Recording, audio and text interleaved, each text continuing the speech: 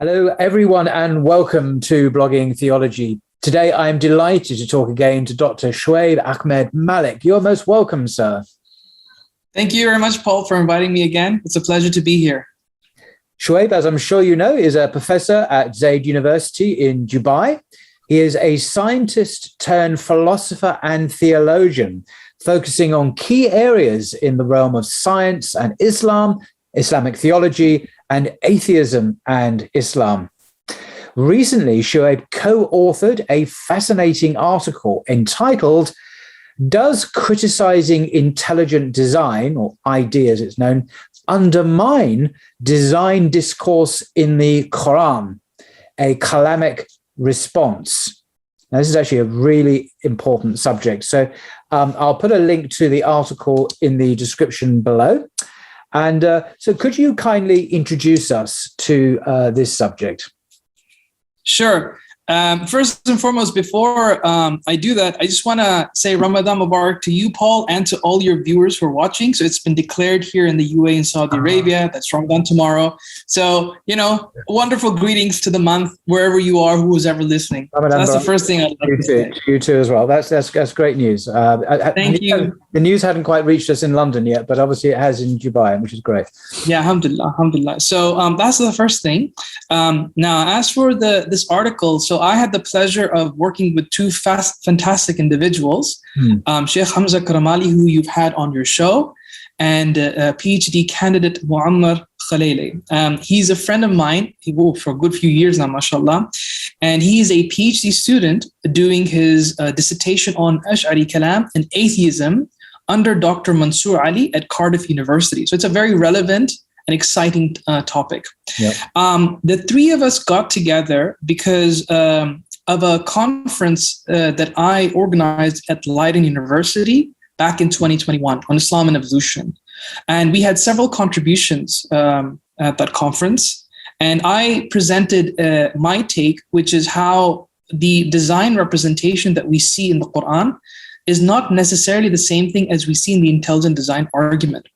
And given that in the discussion of Islam and evolution, ID has become a huge cultural force and an amazing point of disagreement between even Muslim scholars themselves, I wanted to take a closer look at this argument and really vet it through a particular theological camp, which is the Sunni Kalamic school. This includes the Ash'aris and the Maturidis.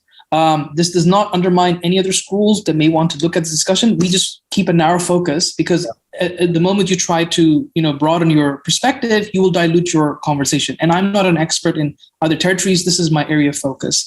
However, the findings in this presentation and in this article could very well apply to other theological schools and perspectives. So none of this is supposed to be an exclusivity that's being displayed here. Rather, it's a sharpened study that may or may not be applicable to other perspectives. That's it, inshallah. And what we try to do is we try to compare the ID argument with what Sheikh Hamza coined as the Quranic design argument, the QD argument. And that's what we try to show here, that on the face of it, they may seem very similar, but as you dig down to the details, things begin to they get a little bit more complicated, and you see some differentiation. Yeah. And I think it's important to highlight the differentiation for the sake of getting further clarity on what is otherwise a very convoluted discourse at times. But also, in my personal opinion, ID can also be a potential tool for undermining people's faith, and I'll explain that in due course. I just say that I have read this article, as I said, linked to in the description below. It is very interesting. I do recommend it. I sincerely do. And ID, of course, is jargon, isn't it? ID is a term associated with predominantly American, even Christian theorists, scientists, and people like Dr. Stephen Mayer, who had the privilege of interviewing on the channel a few weeks ago. And that is distinct, you're saying, conceptually, religiously, theologically distinct, and even different in some ways from the Quran's design argument or the Quranic understanding of design. And you want to disambiguate, you want to separate out these two and have clear blue water between the two, because you see the American ID as potentially pastorally dangerous, leading to atheism, whereas you think the Quranic argument is much more rooted in a solid epistemology, ontology, theology. And I don't anticipate, but I just want to clarify. The idea is the American intelligent design understanding associated with Behe, Mayer, Dembski, et al. And you're coming from a particularly Islamic understanding, but rooted in the Qur'an, which is actually quite distinct and doesn't have the weaknesses of the intelligent design movement in the American ID sense. Well, they both all believe in design, but there are differences. And you think the Islamic one is much more better grounded and not likely to lead to unbelief as well. But anyway, I just wanted to clarify that at the beginning. Yeah, definitely. Thank you. That's exactly where I'm coming from. Cool. Sorry, am I continuing, Paul? This is my cue to continue? It is. Sorry, I should have said. Please do. All right. I interrupted. Thank you. Okay, no worries. So Bismillah. So this is the overview of the presentation today. Now I've designed this presentation so that even if somebody who's watching this does not have any familiarity with the ID argument or the movement, you will be able to get a rough idea through this presentation. I will briefly highlight what their argument is and the potential concerns that Muslims in particular may have if you start critiquing ID. Given that ID is now so heavily entangled in the Muslim world, and I'd say even other religious circles, that the moment you start criticizing ID, a lot of people get worried. Whoa, where are you going with this? And so I want to clarify what I'm trying to do when I criticize ID, and specifically clarify what I am not criticizing, because people have... It's really important, because you're not saying that God didn't design the world. You believe exactly that God designed the world. You believe that God's an intelligent designer, but you're talking about a particular understanding as found in people like Dembski, Behe, Mayer in America, North America, and perhaps in Germany and so on. But and you're saying that that's problematic. But the Islamic understanding of intelligent design is not problematic. So you're not against intelligent design, but this is where it gets confusing with the language. You're exactly the terminology. You're not against intelligent. This is why it can potentially be confusing. Perhaps. Exactly. So my intention hopefully is to try and deconvolute that. Right. I then give a brief overview of what we argue. Now, just as a point of notice at the beginning of this presentation, the way we wrote the article is not the way I have framed my presentation. Whenever we write articles, generally we're having an academic audience in front of us. So sometimes we have to be succinct, to the point, etc. I am fleshing out a lot more basic ground here to finally get to the end point of that article. So if you don't see the presentation map on directly into the article, that is by design. Pun intended. Design there. Okay. Good. Once I've established what we are arguing, then I highlight the problems with ID, and then I summarize my point there. So inshallah, then we can have that back and forth whenever you see fit, inshallah. So to begin with, as Paul correctly pointed out several times at the beginning of this presentation, that intelligent design intuitively simply means that there's design and it is meaningful, and it indicates that there is an intelligent being, right? However, ID in the literature is in reference to a specific movement. And that is where this differentiation needs to start happening to make sense of the conversation. If those points are not clarified from the beginning, people make it confused. So intelligent design is a modern American Western movement that started in the 1980s. Right. And there were several scholars that came under this, who we'll look at shortly. And they started picking up a lot of criticism that they have against neo-Darwinian evolution. Now, what is neo-Darwinian evolution? We'll get to that in a second as well. But these guys eventually crystallized into an institution known as the Design Institute. And they have a specific center there called Center for Science and Culture. And this was established in 1990. Since then, they've published several books, and these are some of the main people that are behind this movement. So Philip Johnson, Charles Thaxton, Michael Behe, William Dembski, and Stephen Meyer, who you had on your show very recently, Paul, right? He's the author of The Return of the God Hypothesis, which we'll reference to in a while. For those people who are interested in the history of the movement, there's a really good book by Woodward, Doubts About Darwin. So that's a good book to kind of go to if you want to see the history and the development and the intellectual progression of the movement. It's a very, very good book, very, very detailed. So these are some of the main books that have been published by these thinkers. So starting from the left, right here.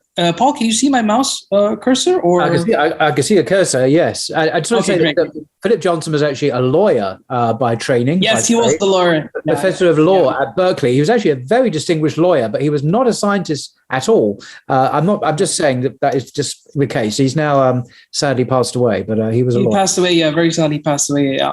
He was a lawyer, but he was a very sharp mind. And kudos to him to kind of starting a whole movement that's now worldwide known. But yeah, he came up with a book called Darwin on Trial, and then following that, you had Michael Behe's Darwin's Black Box. So he's a molecular biologist. William Dembski is the philosopher/mathematician. He gives ID more of a mathematical edge and a philosophical one. And then you have Stephen Meyer. So Stephen Meyer's first book, Signature in the Cell, is the one that I'm presenting here. But he recently published his book, The Return of the God Hypothesis, in 2021. Yeah. And for those of you who want to see, what that book is about, you can see. I'm sure you can put a link there, Paul, in the description, inshallah. Yeah. Right. Okay. Now, to understand the ID argument, we need to kind of have a few things set in place. Once those things are set in place, then we can start the conversation. The first thing we need to establish is that design arguments in general can be divided into two domains: cosmological design and biological, right? Cosmological design is to do with design in the entirety of the universe. So these include things like laws of nature. They're the laws of nature of the universe. Therefore, that infers that there's a lawgiver of some sorts. The universe is very finely tuned. Therefore, there's a fine tuner. So something very large scale on a cosmological level. Biological design is not at this large scale domain. It's actually in the very specific area of biology. So stuff like DNA, your eye, the flagellum, etc. Now, that's the first thing we need to establish, that there is a differentiation between cosmological design arguments and biological design arguments. Number two, we need to understand neo-Darwinian evolution. Now, for those of you who want to get more detail into this, you can see my previous lecture with Paul, but I'm just going to keep this very short because this is something I'm regurgitating. Neo-Darwinian evolution is just a combination of three principles. Of course, you can go into more details, and take up a BSc degree in this area, but I just like to keep this simple just to start the conversation. First thing, deep time. The Earth is really, really old, much, much older than we initially thought. It's not 6,000 years old. It's about 4.6 billion years old. There's this idea of common ancestry, that every single biological entity in the world is connected through a family-like network. So there's a family tree of life that connects humans with everything else in the biological space. Finally, the mechanisms involved, particularly in neo-Darwinian evolution. So yes, there are non-Darwinian renditions of evolution, but the neo-Darwinian rendition entails that there are two kind of primary processes in place: natural selection and random mutation. Natural selection simply means that when you put a certain number of species in a given environment, they have to adapt to that environment, otherwise they will die out as a species in large numbers. So there has to be some kind of filtration process which is done through the landscape that they're in. Random mutation is to do with the internal biology of the genetics involved. And these are based on how the genetic materials are sliced and diced from parent generation to the offspring generation. Combine these two, and if you mix it in the cocktail with large spans of time, you get neo-Darwinian evolution. Paul, do you think that was a succinct summary? Yeah, absolutely. Very succinct. Great. Okay. So now, what is the ID argument given those two distinctions? So first and foremost, we need to clarify that ID is specifically a biological design argument. And number two, ID, there's a lot of heterogeneity in the ID camp, right? So some people are against heterogeneity is just a fancy way of saying differences of opinion, I believe. Is that right? Yes. Sorry. Sorry. Yeah. The word hetero meaning other in Greek, but rather than anyway. Yeah. So ID is a big camp, and there are many different perspectives in the ID camp. Some people reject all three propositions. Some people accept common ancestry. For example, Michael Behe has no problem believing that common ancestry is true, that humans, have this genetic relationship and with chimpanzees. Others are agnostic, like Stephen Myers. He's agnostic about common ancestry. So you do have that cocktail in the ID camp. There's a lot of difference of opinions. What they're collectively united on, however, is that the mechanisms of neo-Darwinism, so natural selection, random mutation, are insufficient to explain certain phenomena in the biological space. That's specifically their criticism as a collected front, right? And they localize into many different arenas. We don't need to go into every one of them, but just for the sake of a few examples, you have the origins of life scenario. So how did the first life start? The famous bacterial flagellum, which we'll look into, just because it's the easiest reference to go to. Yeah. The Cambrian explosion, and various aspects in which there are these sudden leaps in the fossil record that people say, hang on, that's too complicated. Therefore, there must be some kind of designer. But yeah, I'm jumping the gun. But fundamentally, as a starting point, please keep in mind the way I am understanding ID in this presentation is that it is a biological design argument, and they are specifically criticizing the mechanisms of neo-Darwinism. Now, Paul, I can already see a question coming my way from you. You're going to say, but I interviewed Stephen Meyer and he talked about the cosmos in his book, right? And so he also included cosmological stuff in there. Now, I have a reason for why he did that, but historically speaking, this movement was primarily a huge push against neo-Darwinism. Now we can get into cosmological in a while, but for now let's keep the scope here. All right, Bismillah. Now, so this is a very nice diagram which I got from Wikipedia. So copyrights to them. It's a very simple diagram, and this is basically a flagellum, right? So you have a tail there. It allows locomotion. Michael Behe is of the opinion that there's so much complicated machinery here that it is impossible. It is absolutely impossible for us to entertain that mere random mutations and natural selection are sufficient to explain complicated machinery like this. It's virtually impossible. So as a result, a better explanation of something like this is a designer tweaked these things into place for allow such complicated machinery to come into formation. Yeah, because Behe also gives the example by analogy of a mousetrap, doesn't he? So all the elements of a mousetrap, the spring, the trap, the base, and so on, all of them have to be in place and working together for the mousetrap to be a mousetrap. And that can't be the product of randomness or lack of design, he would argue by analogy. Now, I know the response to this, but that's the analogy he gives, the mousetrap. Yeah, exactly. Yeah. So a mousetrap is a basic one. Now, he says that these things, because these parts have to come into specific places and they have to be tweaked in a certain way, they are irreducibly complex in that you cannot break these things down into their parts. It has to exist as it is in this particular configuration. That is what he means by irreducibly complex. If you don't understand the terminology, it's fine. But basically, the gist of the argument is there's so much complexity going on in here that neo-Darwinism cannot explain this. Ergo, a better explanation is a designer tweak this into place. That's the fundamental thing. Yeah. For those of you who like to see an argument, this is one way of formulating it. It's not the only way of formulating it, but this is one way of kind of following a syllogism.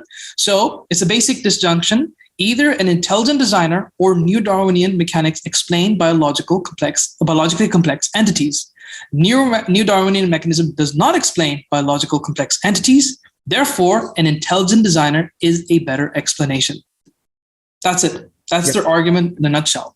Now, one thing I do want to highlight, in their discourse, they make it very clear that the identity of the designer is unknown.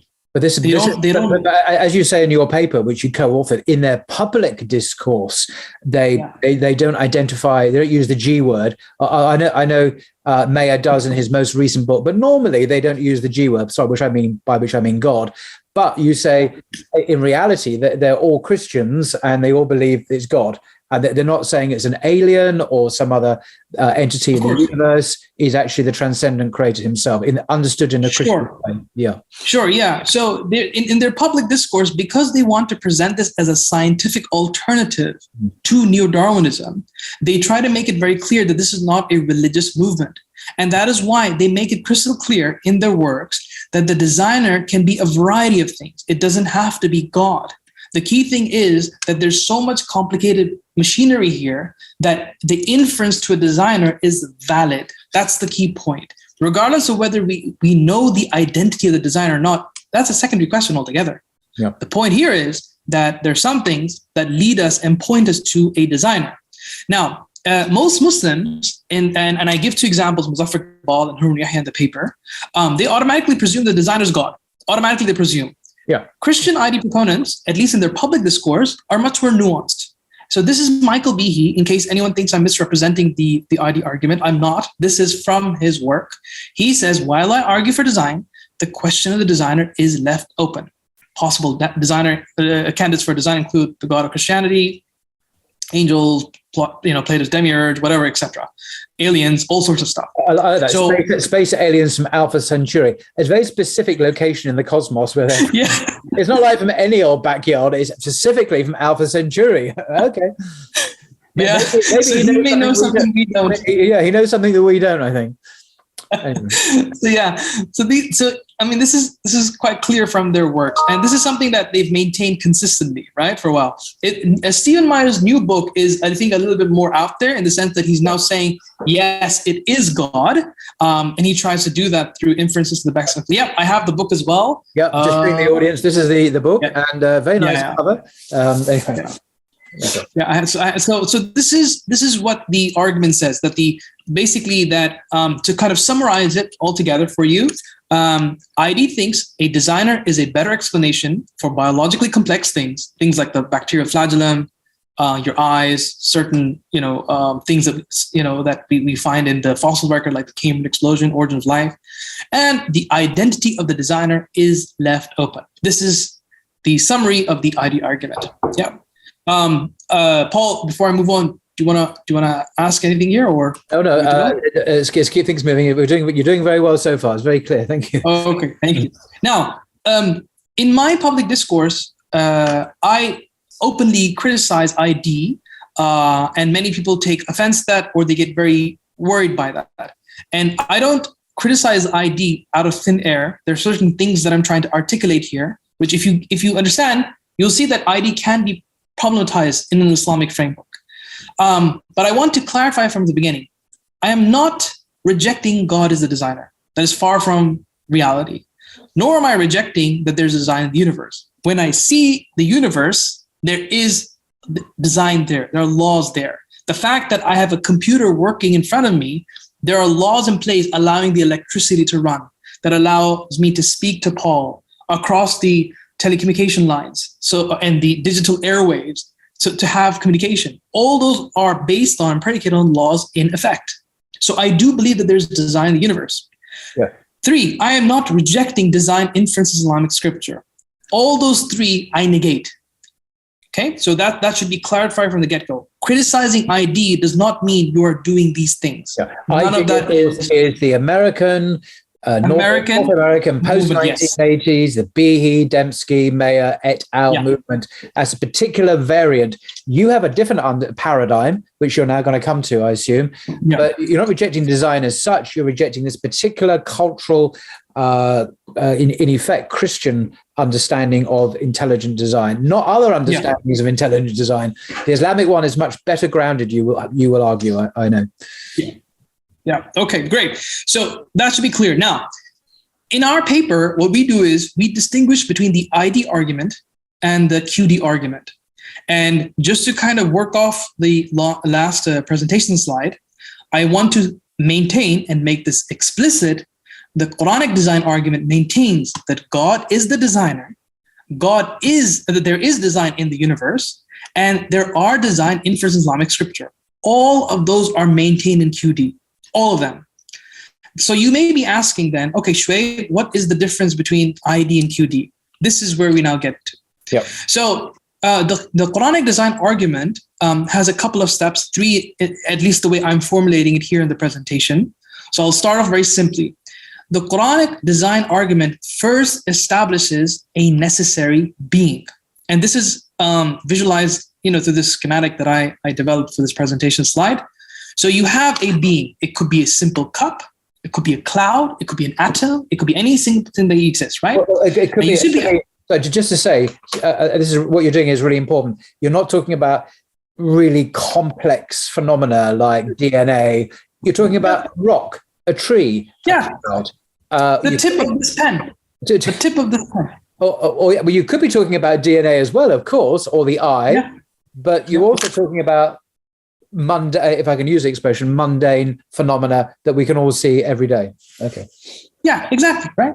So you start off with any simple thing, and then you ask, is this a contingent entity or a necessary entity? Now, for those of you who are unfamiliar with the contingency argument, we can definitely put up a few links in there and a few references. But largely, the contingency argument is basically the bedrock of the Kalamic tradition. It is a very, very strong notion of how to prove God's existence.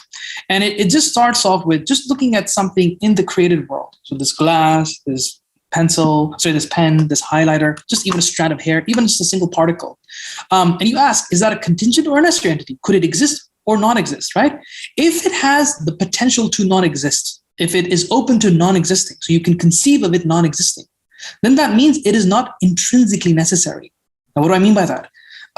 We know that 1 + 1 is equal to 2. It cannot equal to anything else. 1 + 1 cannot equal to 3. It would be a contradiction to say so.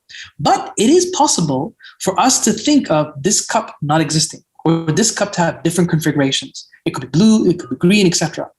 As a result, this thing is intrinsically contingent. Now, if it's contingent, what is coming this contingent thing to come into existence? Well, you can say it must come from something else, something outside of itself. Maybe another being created it. And then you ask the same question. Is that being contingent or is it necessary? And you keep going on and on and on and on until you reach the necessary being. And that's what I'm trying to show here. There's this contingency train, and you stop this train until you reach the necessary being. The necessary being is the explanation of all contingencies, every single thing. So that is stage 1 of the argument. Paul, was that okay? That's cool. No, that's good. Thank you.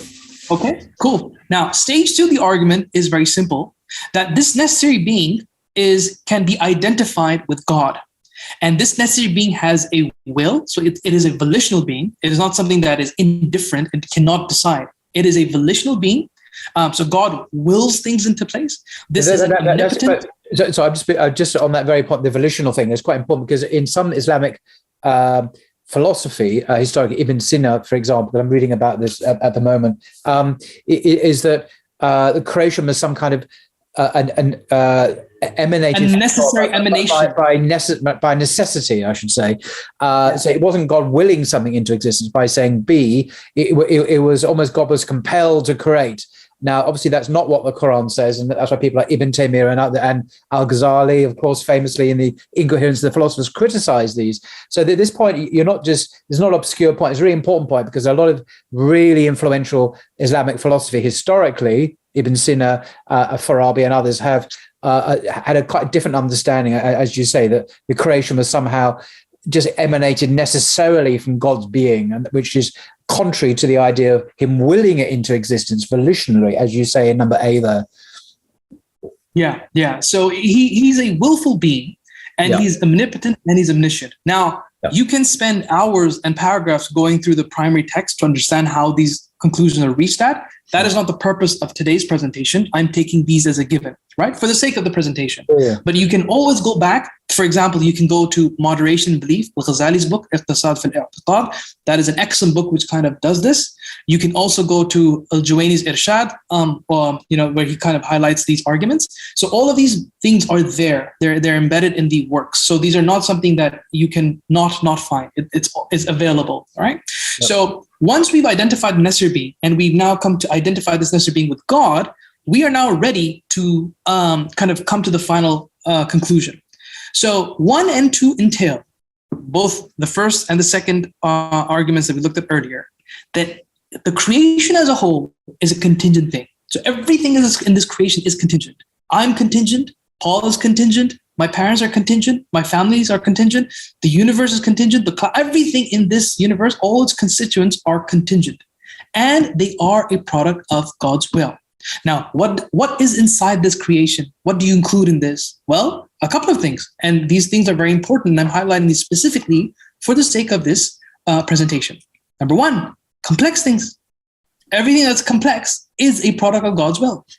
This highlighter, even though it was made by men, etc., ultimately all of those are contingent things. Everything from the factory to the person who designed it, through the blueprint that came out of the person's mind, all of those are contingent entities. And ultimately all contingencies go back to God. Even simple stuff. So if you wanted to take this as a very crude example, the tip of my pen, a rock lying on the ground, a piece of straw, everything, that is all part of the constituency of creation. Because we know from quantum mechanics and quantum events, there's actually nothing really very simple about anything. Even a very simple rock can, at the subatomic level, is incredibly fascinating, complex, and busy and complex. But anyway, it doesn't in any way affect your point. Yeah. So another thing is laws of nature. Laws of nature are contingent. God could have created a universe where there were no laws, absolutely chaotic if he wanted to, right? But he created this universe with laws. Furthermore, miracles are contingent. He could have created a universe where there were no miracles. He could have created a world where Jesus did not come miraculously through Maryam alayhi salam. He could have been created normally. Those are all contingent things. Now, just to be clear, in case anyone is sensitive and saying, am I contradicting the Quran? I'm not contradicting the Quran. He is a miraculous creation. I completely accept that. I'm saying he could have, if he wanted to, done it another way, right? So all of these things are a product of God's will. As a result, everything that is complex, simple, lawful, or miraculous is a product of God's will. In other words, there's a designer, we established that designer, and he has created these things in place in the universe that we live in.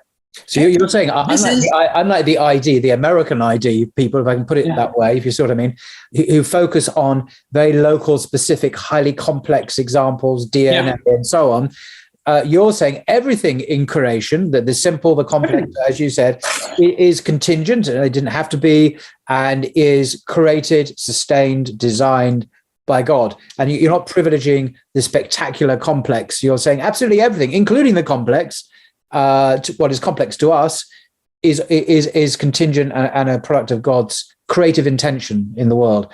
Exactly. So that's quite a different perspective, a much more metaphysical. Yeah. I'm going to draw that contrast right now. So the ID argument is very different to what has been just said here. So they start with complexity. That's their starting point, right? So there's something really complex. And remember, complex in the biological space. I'm specifically focusing on the biological space. Yep. Now they'll say, okay, so science is currently offering explanations for some of these complex things, right? Neo-Darwinism or Neo-Darwinists say they can eventually, if not now, they have some scientific explanations for the eye or whatever have you. They'll say, okay, the science is inadequate. A better explanation is a designer. Okay, remember the argument we looked at earlier? So a better explanation is a designer. And furthermore, that designer can be open to a variety of characterizations. It could be God, could be aliens, or could be angels. This is Alpha Centauri, by the way. You didn't put that in. Not any old aliens, but it's a specific tribe of aliens. Alpha Centauri. So this is the ID setup. Okay. Now, what is the problem with the ID argument, at least from the perspective that I identified? Well, first and foremost, by the way, to be clear, these arguments that I'm making are not necessarily specifically from us. They could be applied to any other religious perspective. These are just arguments that I'm pointing out as I go along. So first and foremost, okay, contemporary science, current science may not explain certain things, but it is possible that God could have explanations for some of those things in place, which we have not identified. For example, the origins of life. The bacterial flagellum. If neo-Darwinism cannot explain it, perhaps other causal mechanisms could. And in fact, at the very moment, and you might recall this, Paul, from our previous video, there are mechanisms that are being discussed at the very moment by evolutionary biologists under this movement known as the extended evolutionary synthesis, which suggests that perhaps natural selection and random mutation on their own are not adequate. Perhaps there might be other mechanisms, and they're suggesting those and seeing how they relate to either natural selection and random mutation or how they eliminate them altogether. So that debate is taking place right now. So this idea that current science or neo-Darwinian science cannot explain complexity is a potential God of the gaps fallacy. If it's not provable today, it may be provable tomorrow. Now, I know that some of the idea proponents are very optimistic that it won't be possible, yes, but there is nothing from our side to commit to that in any strong sense, particularly if there's no scripture reference to it, which we'll get to in a second. But that's the first contention with the ID argument, that because current science can't explain doesn't mean there's not going to be any explanation, right? 100 years ago, we didn't know how to go to the moon. We now can, right? So just because there isn't a current explanation doesn't mean there is no explanation. And that's why the jump to a designer is too swift from a lot of people's perspectives. I'm reminded of what, by today's standards, is quite a humorous example. In the 19th century, there was a professor at King's College here in London, a prestigious university, a professor of science, who taught his students very solemnly that it would be impossible for people to travel in a mechanical device like what we would call a train or a car at any speed, say 40, 50 miles an hour, because the human body simply couldn't take the impact of the speed and it would kill us. Now, this is a professor of science telling us you basically can't go travel at any speed in a car because it would damage your body. Now, I mean, obviously he was wrong. We've traveled, I traveled in a plane today that went 600 miles an hour. It didn't cause me any harm, I don't think. But, he could assert with such confidence that it was actually the laws of physics prohibited human beings from traveling at any speed more than 40 miles an hour because it would damage us. He was wrong. And so he was a hostage to fortune in making statements like that. Science has disproved him, obviously. Sure. Do you know the name of the professor, Paul? I can't. I'll look it up. By the way, I do think there are objections to what you're saying, which I've just thought of some, but we'll come to that in a minute. And it's not to do with the complexity, sure. It's to do with ontology, but I'll come to that in a minute. Sure. Okay. So now just to add another example to that, when Charles Darwin first proposed the theory of evolution, the physics of his day back in 1859 did not permit an Earth older than 500 million years as a maximum. And that was due to the constraint of Lord Kelvin, who was a very influential physicist of the day. In his personal opinion, it seems like he narrowed it down to 20 million years. So, Darwin was under a lot of anxiety because of that constraint. Only did when he discovered radioactivity, only when we discovered that, we realized that time can be pushed back more than we ever imagined. And so similarly here, there is potency for us to discover some stuff or come up with new explanatory narratives which will explain those complexities. Yep. So that's why it's a potential God of the gaps fallacy. Yeah. Now, the second thing is, even if you took the argument for what it is, they clearly make the case that the designer does not necessarily prove God. And in Stephen Meyer's newest book, he actually affirms this. This is in his new book. I acknowledge that I personally thought that the designing intelligence responsible for life was God, but the evidence from biology alone could not definitively establish that. Consequently, if intelligent design best explains the origin of biological information, then either a transcendent or a pre-existing immanent intelligence, one within the cosmos, so like aliens from Alpha Centauri, could at least in principle explain that evidence of design. This is from his book.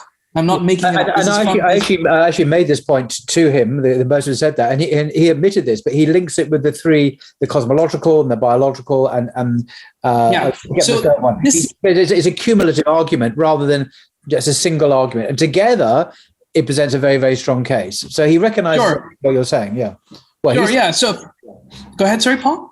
No, I'm just acknowledging what you're saying, but his response, because I mentioned this to him, is to link it with two other arguments, and together he feels that would be his presentation for intelligent design. Sure, yeah. But you see, that's where I find that move very interesting, because historically speaking, IDEA was all about biological spaces. Right. Now, I question why did they move into cosmological? Because I think they've finally realized biology on its own doesn't do the job. And so that's why they have to now cumulatively work with the physical space. And so that's why I think that move is now being done in the more recent literature, whereas previously it was very focused on the biology. Right. Regardless, cosmological design is a different turf altogether, but I just want to say biological design on its own does not prove God. from even directly quoting from Stephen Myers. Now you could say, well, Shoaib, okay. Let's just say biological design was created by an alien. Okay. And you could ask, well, who created that alien? Well, and who created that alien? And if you keep going on and on and on, eventually you'll get to the necessary being, God. Then if you do entertain that option, my point then to that is you're not arguing for design anymore. You're falling back on contingency. Yeah. That's the point.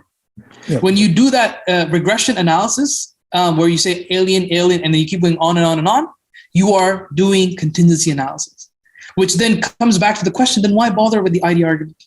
If contingency does the job, why bother? So this is the key point here, that there are certain shortcomings with the ID argument. That doesn't necessarily mean that they're false altogether, but I'm just saying that these are certain pitfalls that you would need to think about. If you are committed to ID, this is something you need to think about. Because if ID is doing the job, then why bother with, so if contingency is doing the job, why are you relying on ID to make the case for God when even they themselves don't say this is the case?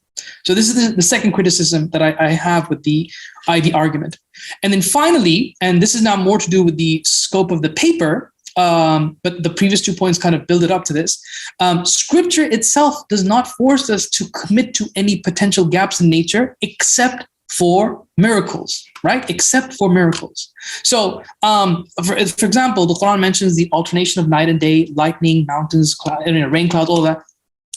And in the modern day and age, we have explanations for those. We know how we get night and day because of the alternation of the sun. We know how lightning works in the physical chemistry space. We know how mountains are geographically pegged down.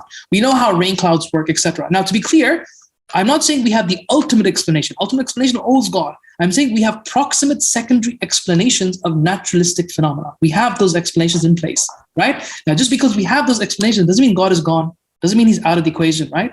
I'm just saying that even the things that God is asking us to reflect on, we have scientific explanations for those things, right? Now, for things that the Quran doesn't even discuss, for example, the Quran doesn't discuss the origins of life. The Quran doesn't discuss the origins of species. Again, and I put that in there in case people might worry. I'm not saying miracles fit into the question. Adam, Eve, Jesus are all miraculous creations. We believe in their miraculous creations. There's no denying any of that whatsoever, right? But what I'm saying is the Quran is not even compelling us to commit to a stance on the origins of life or a stance of the origins of species.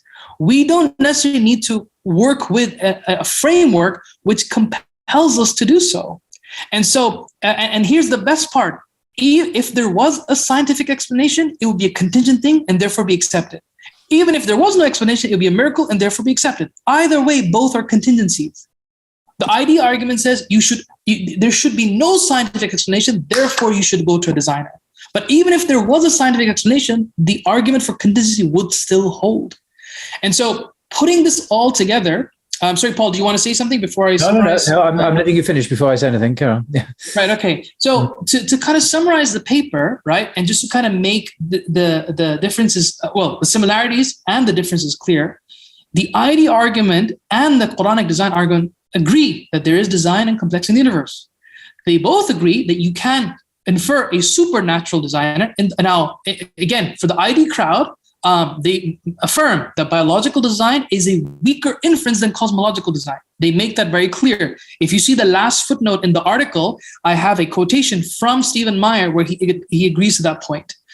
So both of them have no problem inferring the supernatural designer. Now, for the ID, however, natural causes of some design and complex phenomena needs to be negated for a supernatural design. ID say yes, the Quran designer says no. Could be, could not be. But we don't have a stance on this whatsoever.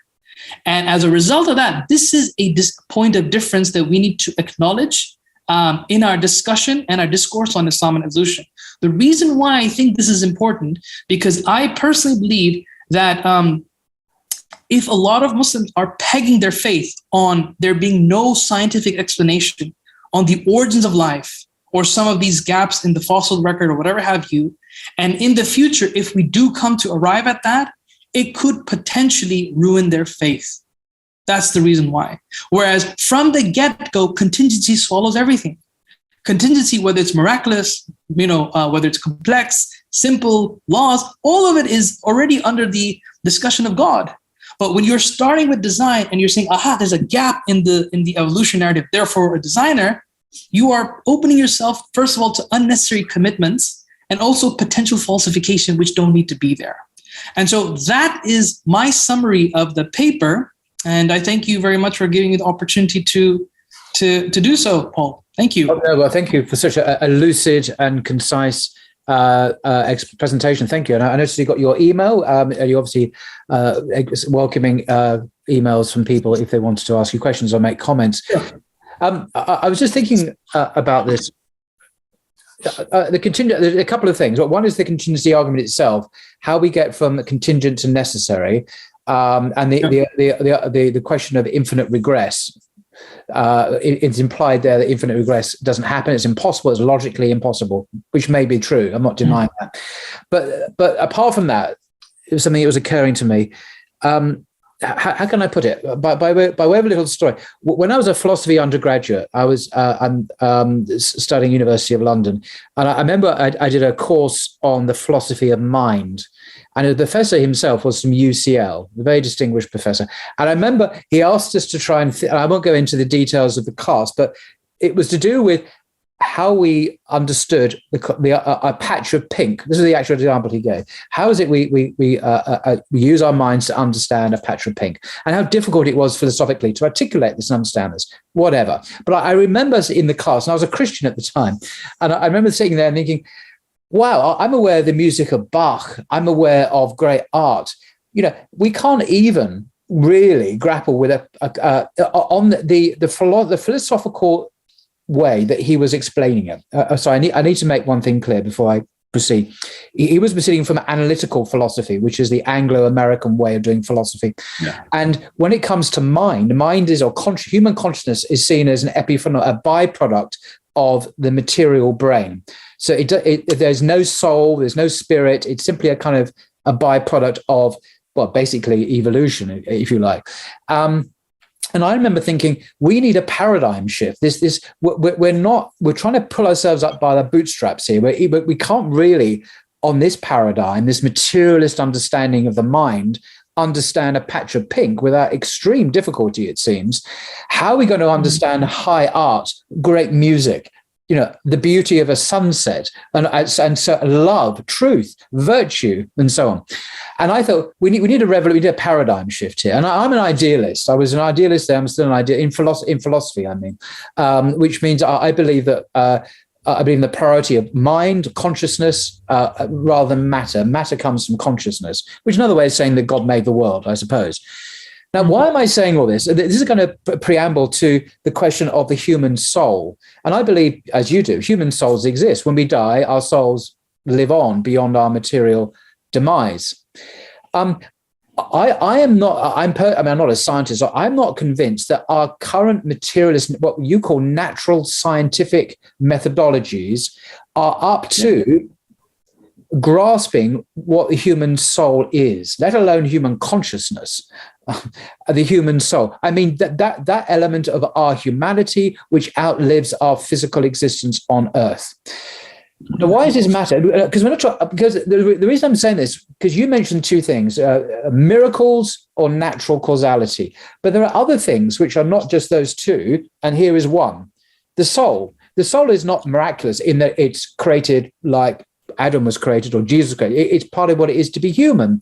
And yet I personally am not convinced that the scientific methodology, the Darwinian or naturalistic explanations can or will ever be able to properly understand the human soul. Why? Not because scientists are stupid or one day they will be able to get it. It's because their very methodology, their paradigm, the assumptions about what reality is are such they won't be able to understand it unless there is a paradigm shift, to use Thomas Kuhn's, the great Chicago philosophy of science word. We need a revolution in where we understand the universe. Then we might be able to, perhaps, in a more idealistic direction, which takes consciousness and mind as in some way primary in the universe. Do you see what I'm saying? So it's kind of miracle or natural causality. I think that other things that science, as we understand it, cannot understand unless it has a very different understanding of the nature of existence, consciousness, materiality, and the human being. So I think there is an irreducibility to the soul, actually, that science is never going to understand, because it's in a different level. It's a different ontology from natural processes, bottom-up material explanations. And that is an addition to your natural explanations and miracle. The two, there's a third category. And there are other examples I could give as well. NDEs, which I personally find near-death experiences, the attempt to reduce these to some kind of the gasping breath of a dying brain producing these fantastic illusions. I don't get that, because these things can be tested. The out-of-body experience that people had and report are verified empirically to be accurate. So again, that's another phenomena. So sorry to be a lot long-winded there. I'm just giving a further complexity, which I don't feel was addressed in your presentation anyway. Yeah, so first and foremost, I'd like to clarify that philosophy of mind is not an area that I specialize in. So that's the reason why I haven't looked at this area. Will I look into the future? Yes, but not at the current state at the moment, just because of certain academic commitments. Now, in terms of this other category that you're referring to, so these would be what I would call loosely supernatural categories. So science can never study heaven. Science can't even study God, jinn, hell. All of these are not, as you could say, reducible to the physical world, right? The soul may be one of those things. So I have no problem entertaining that. Okay. And if science believes that it can answer everything, that's when I think it starts to go from science to scientism. So as I've stated several times before, that science is a methodology that tries to explain everything in natural spatial temporal terms. Exactly. And that is the job of the scientist. That is exactly the job of science. It is a naturalistic explanation of anything that it can find as an object of study. Okay, so if it's going to study humans, it's going to have a certain framework, a certain mechanic, a certain procedure in place. And that's fine, according to the validity of that methodological paradigm. Can it go beyond that? Perhaps not. And I think we'll see certain limits that science may be hitting, perhaps now or later. I don't know. I can't predict that. But I do admit that there are things beyond the natural world. The soul could be one of them, heaven and hell, etc. So yes, there could be certain things that are outside the measure of science. But my presentation today was not necessarily about these supernatural things, which exist already. And remember, these still come under contingency. That's my point, that whether something is explainable by science or not, still is a contingent entity that falls back to the necessary being. Yeah. My point is specifically, in the scope of this presentation, is about the biological space, particularly complexity in the biological space, and how they don't necessarily fall to the errors of the ID camp. And I'm just trying to say, looked at from that broader framework, everything, miracles, lawful things, supernatural things, all fall back on contingency. That is why that is our ultimate root in the Kalamic paradigm. No, that's what I would say. No, that's well taken. I see that. No, that's fair enough. Could you just run by me again the thing about necessary being? I had an atheist friend of mine once, and we didn't use the language of contingency, but he said he was an atheist, but when pushed, like so many atheists, he was actually agnostic because he couldn't prove the non-existence of God, of course. He could only say, oh, well, I don't see any evidence of God. That's what he said, which is kind of agnosticism rather than atheism, saying there isn't a God. Yeah. And so I asked him to explain, this was some years ago, the existence of the universe itself, the brute reality. Why is there something rather than nothing? And his response was disarmingly inadequate in a way, but he just said, it just is. It just is. Oh, brute fact. Okay, so that's the brute fact response. Yeah, the brute fact. It's kind of, for him, it's just a given. It just is, and he didn't see the necessity to invoke a necessary being to explain the existence of the universe. And even though I found that really inadequate as an explanation, because it's kind of almost lazy, you just say, you're just shrugging your shoulders. I think, how lazy, but you wouldn't do anything else, would you? You look for a cause, a reason. But for this, it just is. But nevertheless, it kind of had some power, I suppose, some force to it. Why couldn't one just say the universe just is and just leave it at that? Why do we have to invoke a necessary being as an ontological ground of being, so to speak? Yeah, so I think here, I remember reading a response, I forgot now which book, but it seems to be an arbitrary cutoff point. So for example, if a book fell and you just said that was just is without finding the cause, what caused the book to fall, this is an arbitrary stopping point. And so that's why people still push further to understand exactly where did that come from.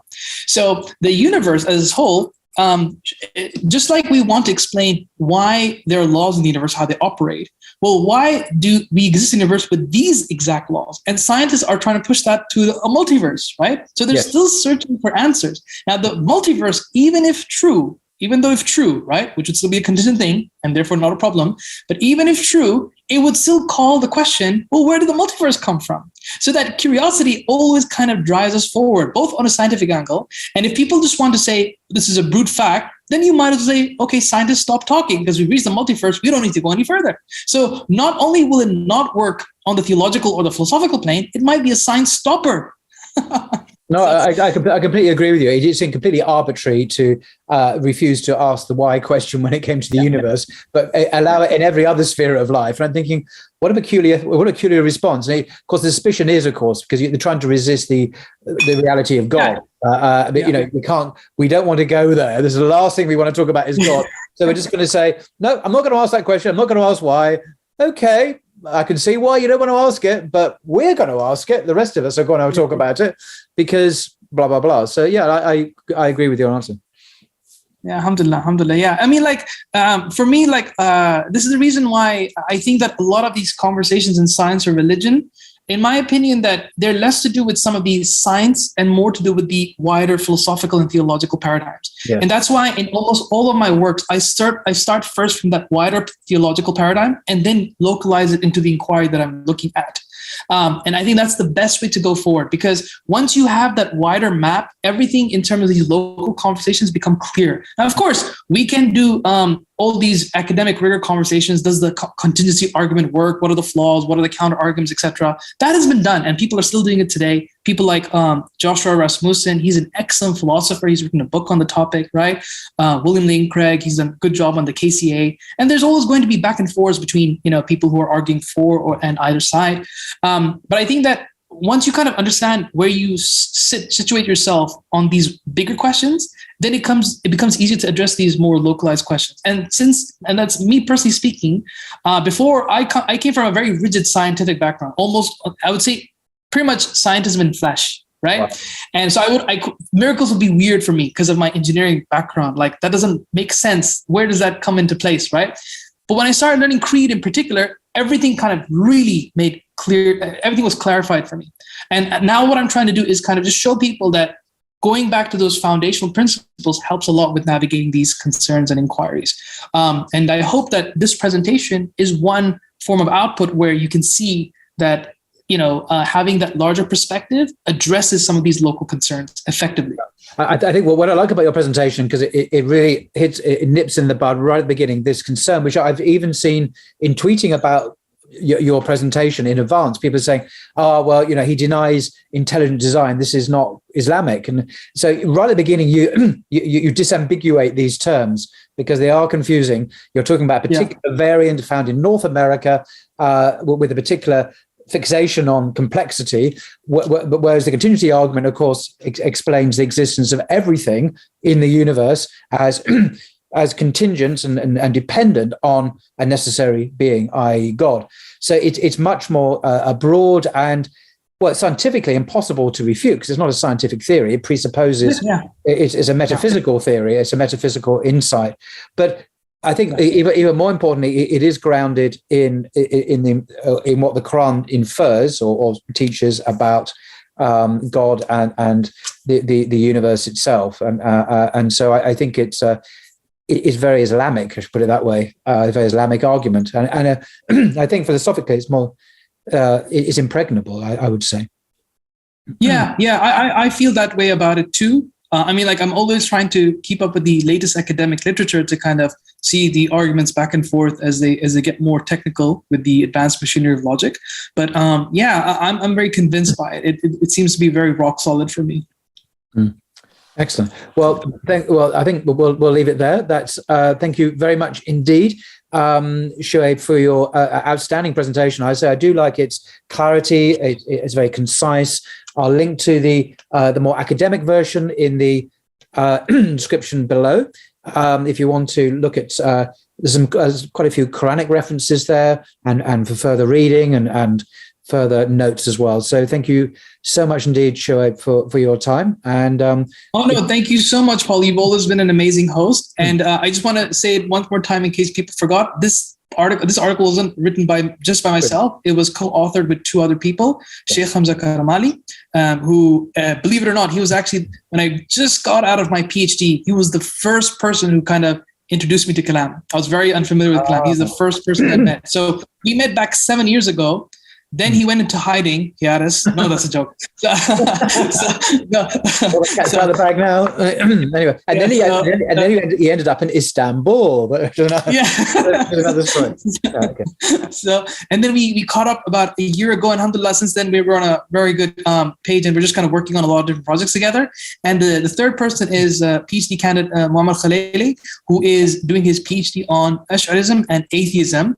And he will, from what I can read based on his ideas, he's going to come up with a fantastic dissertation and eventually, inshallah, a book. So these are the three people who are involved with this. Their emails are in the article. So if you want to reach out to them, you can do so. They are mentioned in the article. Oh, that's fantastic. No, I think your team of you are now doing outstanding work. And I do encourage people to leave comments and discuss these. And just to be very clear what we're talking about here, in criticizing the American ID, absolutely not rejecting intelligent design in a more generic sense, in a wider sense, in an Islamic sense. It's the Christian American variant, which is seen as problematic for the reasons that Shoaib so clearly outlined. So I hope that is clear. That's my one reservation, that people won't get that point. Not through any fault of yours, because you made it crystal clear, but you still might not get through. But I hope it does. And then, inshallah, this is a real Islamic alternative to the American ID, without all the potential pitfalls for faith as well. So, fantastic. Well, there you are. Thank you very much, Shoaib, and thank you, and have a good Ramadan as well, sir. You too, and to anyone else who's fasting, thank you very much. Bye bye. Keep me in your prayers. Inshallah. Take care. Till next time.